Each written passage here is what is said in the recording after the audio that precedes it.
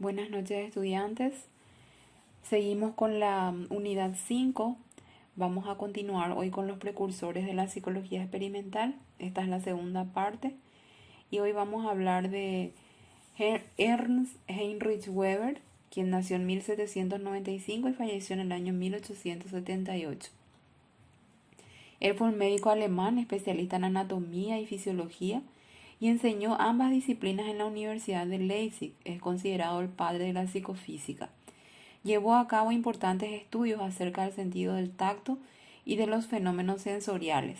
Enunció una ley de psicofísica conocida actualmente como la ley de Weber-Fechner, en honor también al fisiólogo alemán Gustav Fechner, quien trabajó con él. También llamada la ley del umbral diferencial, ley de Weber, Fechner establece cuál es el mínimo de carga energética que debe tener un estímulo para que éste pueda ser registrado por el sujeto receptor, a lo que ellos llaman umbral absoluto, y la proporción en que debe aumentar la cantidad de energía para que el receptor perciba una modificación en el estímulo. En ese caso hablan del cambio de intensidad. Esto fue entonces escrito por Weber. Él se dedicó sobre todo a la observación de los movimientos y de la percepción de los animales, comparando y aplicando en todo momento con las leyes físicas en el campo de la mecánica y la termodinámica. Aplicó los principios físicos a la investigación de los problemas fisiológicos, lo que a su vez condujo a importantes contribuciones en la definición de la función de los nervios centrales y periféricos y también la dinámica de la circulación. Este investigador es conocido por su estudio acerca del corazón humano, en el que descubrió que era estimulado por dos tipos de nervios, los que activaban los latidos del corazón y los que también los inhiben. Weber fue uno de los primeros científicos en percibir que el sistema nervioso autónomo está constituido por dos sistemas nerviosos diferentes. Tiene varias publicaciones, solo algunas de ellas, y otras en colaboración con Wilhelm Edward Weber, su hermano, y otras en colaboración con Edward Friedrich Weber, también otro hermano. Gustav Theodor Fechner nació en el año 1801 y falleció en el año 1887. Estudió medicina, se interesó por la física, por la medición de la corriente eléctrica, luego se centró en temas de orden psicológico como la visión del color y las postimágenes positivas. A partir de las investigaciones de Weber fue uno de los primeros en cuantificar la vida psíquica, mostrando con ello la posibilidad de un tratamiento científico de la mente. Según la ley de Fechner, mientras que la intensidad de una sensación crece en progresión aritmética, el estímulo crece en progresión geométrica. Fechner siguió los estudios empezados por Weber, que tras múltiples estudios concluyó que existen tres tipos de umbrales en la percepción de las sensaciones, y es lo que ya habíamos dicho. Está el umbral máximo, el umbral mínimo y el umbral diferencial. El umbral máximo es la magnitud que a partir de la cual no notamos o captamos, percibimos ningún cambio en la sensación, por lo tanto notamos lo mismo sin ninguna variación. El umbral mínimo es la mínima magnitud o cantidad de estímulo que necesitamos para captar una sensación. Y el umbral diferencial es la cantidad que hay que añadir para que captemos un cambio en una sensación. O sea, es la unidad de medida de la escala subjetiva del sujeto o la escala psicológica. Dicho en otras palabras, el umbral absoluto corresponde al valor mínimo o a la menor cantidad de un estímulo y podemos percibir o captar conscientemente.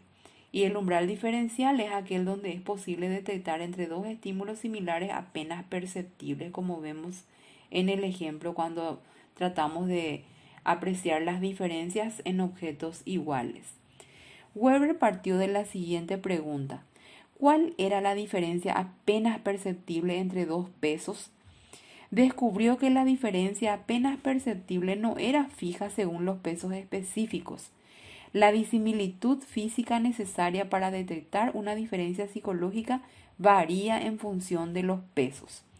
La ley de Fechner o Weber-Fechner caracteriza la sorprendente relación entre la magnitud objetiva de un estímulo físico y la percepción cognitiva de dicho estímulo. Concretamente, entonces, esta ley nos indica que dicha relación no es lineal, ni siquiera es considerado que se pueda producir una saturación en los extremos, sino logarítmica. William James nació en el año 1842 y falleció en el año 1910. Fue el primer psicólogo norteamericano en alcanzar un reconocimiento internacional. Se le atribuye también la fundación de uno de los primeros laboratorios de psicología del mundo en la Universidad de Harvard, aunque James nunca fue un verdadero experimentalista. Introdujo la nueva psicología de Wundt en los Estados Unidos. Su libro, Principios de la Psicología, en el año 1890, fue la descripción y la crítica de la nueva psicología y tuvo gran influencia entre los psicólogos norteamericanos de las últimas décadas del siglo XIX. Como admiraba la psicología experimental, pero no era un investigador de laboratorio, James invitó a Hugo Muntesberg, un joven psicólogo alemán, a dirigir los laboratorios en Harvard. James pasó de la fisiología a la psicología y de la psicología volvió a pasar a la filosofía. Su entrenamiento inicial fue de médico y trabajó como profesor de fisiología, luego se dedicó a la psicología. Postuló su teoría de las emociones, fue presidente de la Asociación Americana de Psicología y criticó el atomismo de Wundt y su escuela. Habló de la corriente de la conciencia, que para William James es un flujo constante y variado, no la adición de sensaciones elementales. Fue uno de los fundadores del pragmatismo norteamericano. Con el paso del tiempo llegó a ser considerado como el principal filósofo de Estados Unidos. Aunque no postuló nunca una teoría psicológica sistemática, sus escritos carecen de líneas directrices y son bastante eclécticos. James propuso una teoría psicofisiológica de las emociones. Se le conoce como teoría de James Lange y busca explicar el comportamiento emocional en términos bastante originales. James dice que tenemos miedo porque corremos y no es al revés. Esta teoría dio origen a numerosas polémicas, pero también a muchas investigaciones que sirvieron para aclarar las bases fisiológicas de la conducta emocional. Por último tenemos a Albert Bandura, quien nació en el año 1925 y falleció este año en el año 2021. Albert Bandura describe un modelo de aprendizaje con una base mediacional, que sería el aprendizaje social, donde la combinación de factores del entorno o factores sociales y psicológicos influyen en la conducta. Esto es lo que sostenía Bandura. Fue un psicólogo y pedagogo ucraniano-canadiense, autor de teorías tan interesantes como la teoría del aprendizaje social o de conceptos como el de la autoeficacia. Ejerció como profesor en la Universidad de Stanford, California, Estados Unidos, durante toda su vida, desde el año 1953 hasta su muerte reciente en el año 2021. Ocupó la posición de profesor emérito en la misma. Inicialmente Bandura tuvo la intención de estudiar biología, aunque finalmente se matriculó en una carrera de psicología en la Universidad de Columbia Británica. Desde sus inicios ya se apuntó a asignaturas extras y en tan solo 3 años, en el año 1949, se graduó como psicólogo y posteriormente estudió un masterado en psicología clínica en la Universidad de Iowa, también Estados Unidos, donde obtuvo el título también 3 años más tarde. Posteriormente se doctoró en psicología. Bandura fue presidente de la Asociación de Psicólogos Americanos en el año 1974. Recibió numerosos premios a lo largo de su trayectoria. Desde la Asociación de Psicología Americana recibió 2 premios. Gracias a su contribución a la ciencia, uno en el año 1980 y uno en el año 2004. Uno de los premios más recientes lo recibió en el año 2016 y ha sido una de las 7 medallas nacionales de ciencia otorgadas por Barack Obama en Estados Unidos. Dicha medalla es un premio presidencial que se otorga a los profesionales para reconocer su labor en ámbitos como las matemáticas, la ingeniería, la biología o la psicología. Una de las teorías más importantes de Bandura es la teoría del aprendizaje social. A través de esa teoría, Bandura establece lo siguiente, que el aprendizaje es un proceso cognitivo, tiene lugar en un contexto social y se desarrolla a través de la observación, la instrucción directa y o el reforzamiento, que son las recompensas.